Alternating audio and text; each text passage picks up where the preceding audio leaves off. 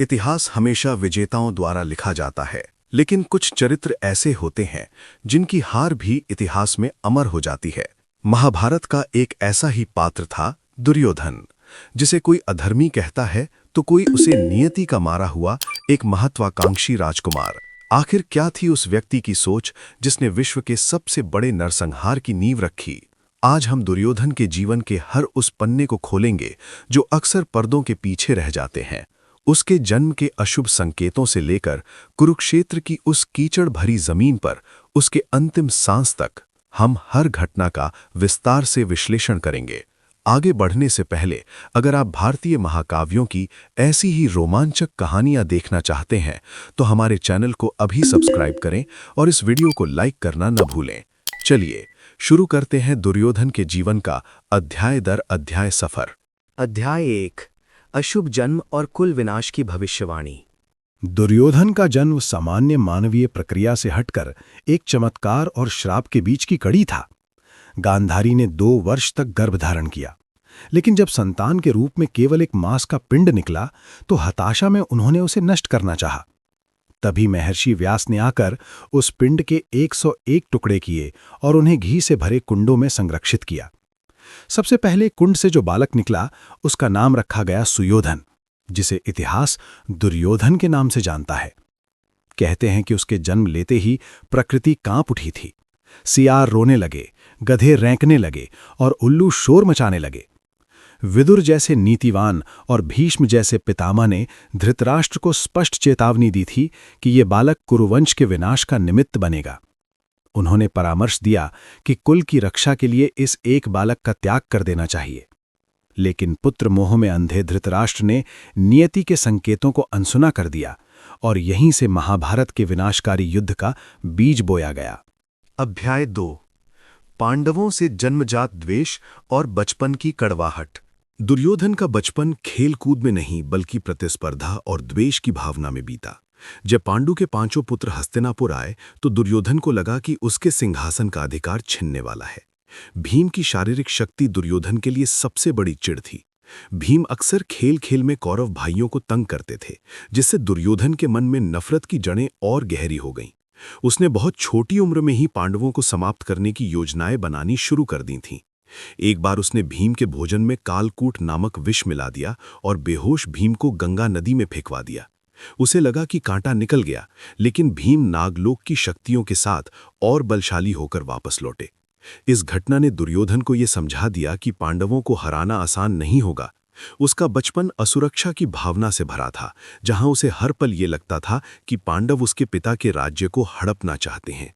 अध्याय 3 कर्ण की मित्रता और शकुनी का मानसिक जाल। दुर्योधन के जीवन में 2 स्तंभ थे, एक उसका मामा शकुनी और दूसरा उसका परम मित्र कर्ण। शकुनी ने दुर्योधन के कान में हमेशा नफरत का जहर घोला और उसे छल कपट की राजनीति सिखाई। लेकिन कर्ण के साथ उसका रिश्ता बहुत अलग था। रंगभूमि में जब कृपाचार्य ने कर्ण को सूत पुत्र कहकर अपमानित किया और अर्जुन के विरुद्ध द्वंद्व युद्ध से रोका, तब दुर्योधन ने ही आगे बढ़कर कर्ण को अंग देश का राजा बनाया। दुर्योधन की ये मित्रता स्वार्थ से शुरू हुई हो सकती है, लेकिन समय के साथ ये दुनिया की सबसे अटूट दोस्ती में बदल गई। कर्ण ने दुर्योधन को वो सैनिक शक्ति और मानसिक संबल दिया जिसकी उसे पांडवों के खिलाफ जरूरत थी। दुर्योधन अक्सर कहता था कि उसे भीष्म या द्रोण पर उतना विश्वास नहीं है जितना अपने मित्र कर्ण पर है। कर्ण ने भी अपनी जान देकर इस मित्रता का कर्ज उतारा। दुर्योधन का ये पक्ष दिखाता है कि वो एक श्रेष्ठ मित्र था जो अपने साथियों के लिए किसी भी नियम को चुनौती दे सकता था। अध्याय 4 लाक्षागृह और राजनीतिक षड्यंत्र। जब युधिष्ठिर को युवराज घोषित किया जाने वाला था, तब दुर्योधन की ईर्ष्या चरम पर पहुंच गई। उसने शकुनी और अपने मंत्री पुरोचन के साथ मिलकर एक ऐसी साजिश रची जो इतिहास में लाक्षागृह कांड के नाम से जानी जाती है। उसने पांडवों और कुंती को वारनावत के एक उत्सव में भेजा, जहां उनके ठहरने के लिए लाख यानी मोम जैसी ज्वलनशील वस्तु का महल बनवाया गया था। योजना ये थी कि रात के अंधेरे में महल को आग लगा दी जाएगी और दुनिया को लगेगा कि पांडव एक दुर्घटना में मारे गए। दुर्योधन को पूरा विश्वास था कि अब उसका रास्ता साफ हो गया है। जब महल जलकर राख हो गया तो दुर्योधन ने झूठे आंसू भी बहाए और शोक मनाया। लेकिन उसे ये नहीं पता था कि विदुर ने पहले ही पांडवों को सचेत कर दिया था और वे एक गुप्त सुरंग के रास्ते सुरक्षित निकल गए थे। जब वर्षों बाद द्रौपदी स्वयंवर में पांडव जीवित प्रकट हुए तो दुर्योधन के पैरों तले जमीन खिसक गई।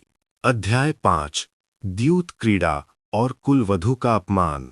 इंद्रप्रस्थ के ऐश्वर्य और पांडवों की राजसूय यज्ञ की सफलता ने दुर्योधन को मानसिक रूप से तोड़ दिया था।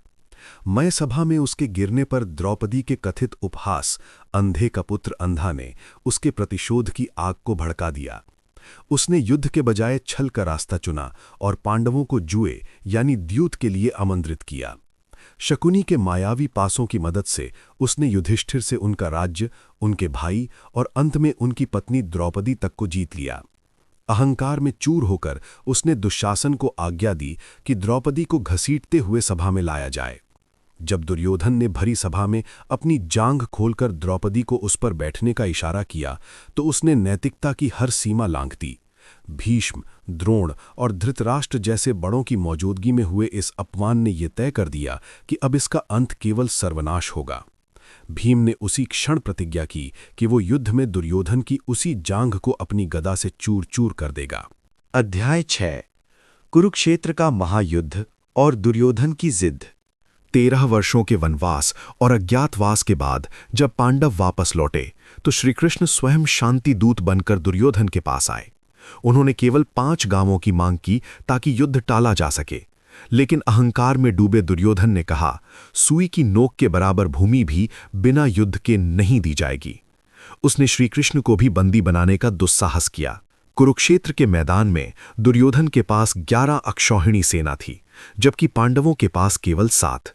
उसके पक्ष में भीष्म, द्रोणाचार्य, कृपाचार्य और कर्ण जैसे अजय योद्धा थे।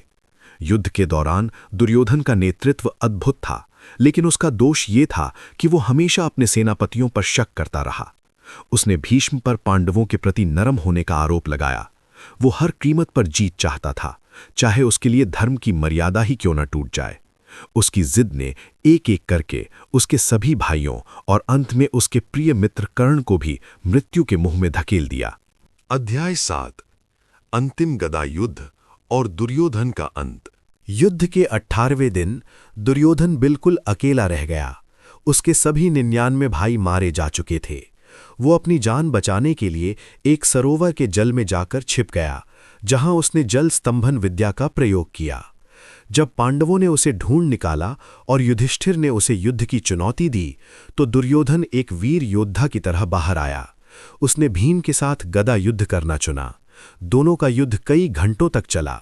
दुर्योधन का शरीर गांधारी के वरदान के कारण वज्र के समान कठोर हो गया था, सिवाय उसकी जांघों के। भीम उसे हरा नहीं पा रहे थे। तब कृष्ण के इशारे पर भीम ने गदा युद्ध के नियम को तोड़ते हुए दुर्योधन की जांघ पर प्रहार किया। तड़पते हुए दुर्योधन ने कृष्ण पर छल का आरोप लगाया, जिस पर कृष्ण ने उसे उसके पापों की याद दिलाई। मरते समय भी दुर्योधन के मन में ग्लानि नहीं बल्कि प्रतिशोध था, जिसके कारण उसने अश्वत्थामा को पांडव पुत्रों के वध के लिए प्रेरित किया। अध्याय 8 निष्कर्ष। दुर्योधन नायक या खलनायक। दुर्योधन की मृत्यु के साथ द्वापर युग के एक बड़े अध्याय का अंत हुआ। वो एक ऐसा राजा था जिसकी प्रजा उसे प्रेम करती थी, क्योंकि वह अपने राज्य के प्रति समर्पित था। लेकिन उसके व्यक्तित्व का अंधेरा पक्ष, ईर्ष्या और अहंकार इतना भारी था कि उसकी अच्छाइयां दब गईं। उसने मित्रता निभाई तो जान देकर और दुश्मनी निभाई तो कुल का विनाश करके।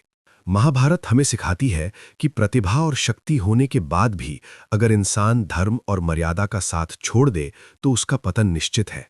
दुर्योधन आज भी हमारे भीतर के उसी अहंकार का प्रतीक है जो हमें अपनों के ही खिलाफ खड़ा कर देता है। तो दोस्तों, ये थी दुर्योधन की जीवन यात्रा। क्या आपको लगता है कि अगर दुर्योधन ने द्रौपदी का अपमान ना किया होता तो उसे इतिहास में एक महान राजा की तरह याद किया जाता? अपनी राय हमें कमेंट बॉक्स में जरूर दें। अगर आपको ये रिसर्च और कहानी पसंद आई है तो वीडियो को लाइक करें और इसे अपने दोस्तों के साथ शेयर करें। ऐसे ही पौराणिक रहस्यों को जानने के लिए हमारे चैनल को सब्सक्राइब करना ना भूलें। मिलते हैं अगले रोमांचक वीडियो में। तब तक के लिए धन्यवाद। जय श्री कृष्णा।